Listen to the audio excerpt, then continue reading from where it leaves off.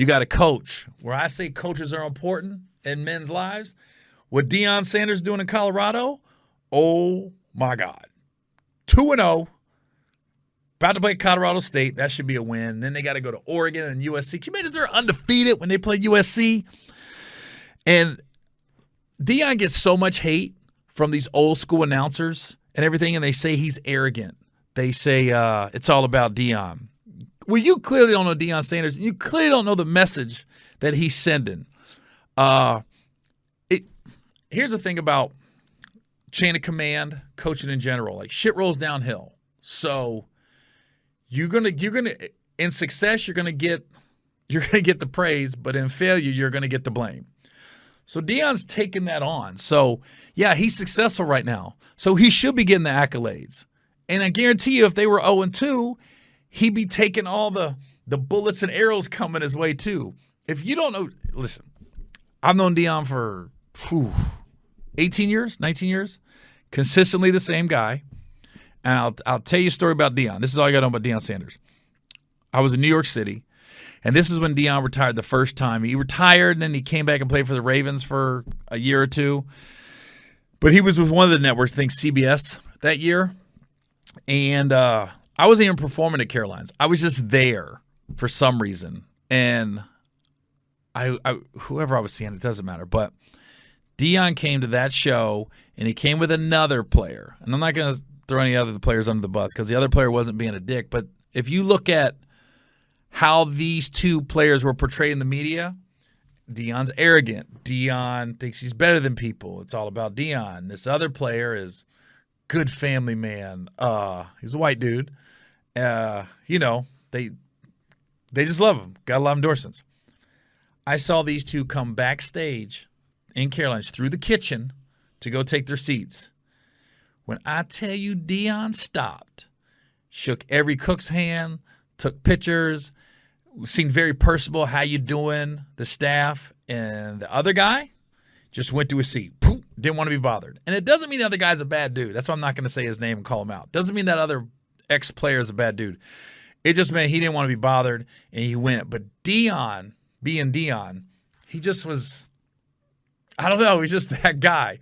Now, I don't want to say like, there are times that people don't want to be bothered, because I'll give you another funny Deion story. So I saw that one. That was the first time I had ever seen Deion in person, but I didn't know him.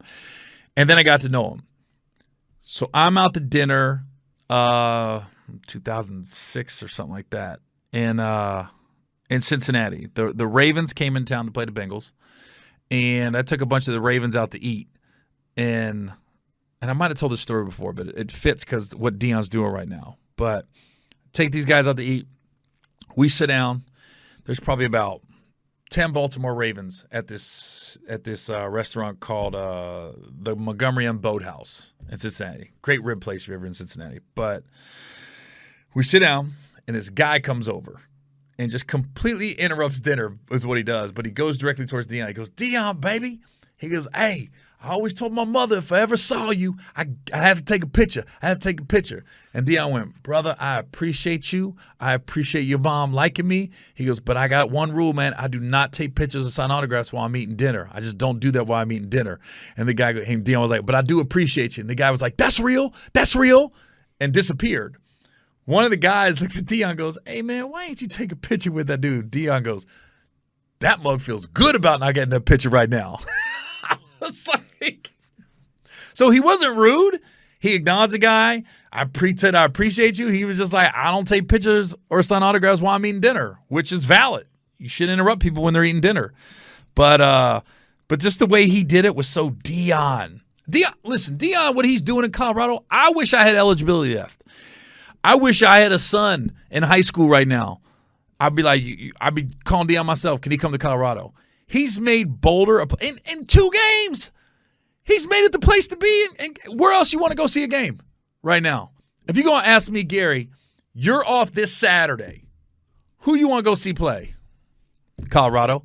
And I bet you 90% of people want to go. Either it's because they hate him or they love him. But TV ratings are skyrocketing. I guarantee you, Deion ain't stupid. He keeps saying how many viewers they have because if you're a high school kid, you're going, "Oh, if I go to Colorado, people are going to see me. It's one thing to be on TV. It's another thing when people are watching the TV. And all these people that are just going off on Deion, it's just none of them want to say the underlying factor is it because he's black has a lot to do with it.